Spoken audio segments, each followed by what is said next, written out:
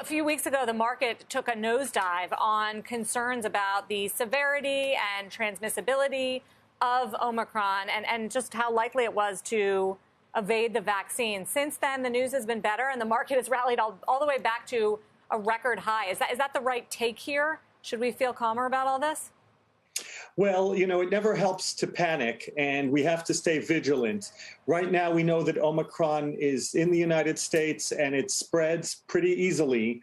How severe it is, we really don't know for sure yet. You cited the CDC report, but let's bear in mind that was only about 40 to 50 patients.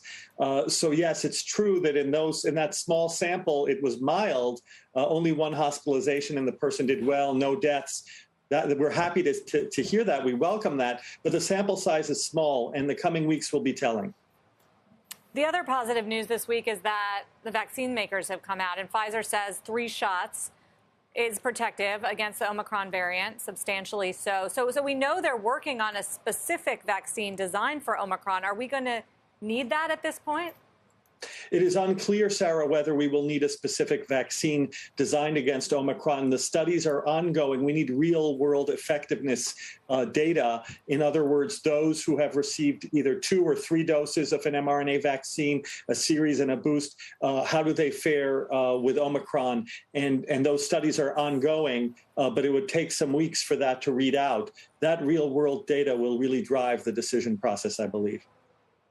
Doctors, there's so much focus all along the way about the messaging about vaccines and what works, what doesn't, what might act as a deterrent. This idea that we may be requiring more of them as we go along with new variants or because immunity wears off.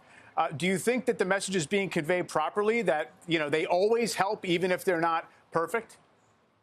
Right. So it is a challenging situation, Mike, right? Because week by week, day by day, we're getting new information as this pandemic evolves, new information about what variants are arising, and new information about how well the vaccines are holding up. In general, the vaccines have held up well in preventing the most severe outcomes of COVID, including hospitalization and death. And that's really important. Those are the outcomes that matter most. But now we're going to gather more data with Omicron. The jury is out. But I think, within reason, the messaging is trying to stay on track. But it is bewildering. Healthcare providers themselves are catching their breath, trying to catch up with all this information.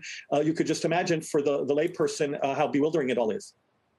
Well, we got a little bit of a glimpse in the CNBC All-America survey that we did this week, showing President Biden's handling of the coronavirus. Approval rating fell, 48% disapproval, 46% approval. First time we've seen that number go underwater. How do you rate the administration's handling at this point of where we are in the pandemic? I think the administration has done a solid job in trying to follow the science. There was a little bump on the road when FDA felt that the White House may have gotten a little bit ahead of FDA on some statements before FDA met. And as you know, that led to some unhappiness by some senior FDA officials. That was well reported. So it hasn't been perfect. But I do think that by and large, the science is being respected. And let's see what the data tell us. We're heading into the winter months.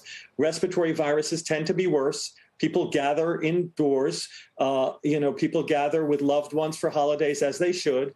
But as we gather, especially in indoor spaces, viruses spread more easily. So we just have to bear in mind how to gather safely. We should conduct our activities. They're important to us and who we are as a nation, observe our religion, all of that. But we should do it safely and follow local health guidance. I think what the governor of New York did makes good sense.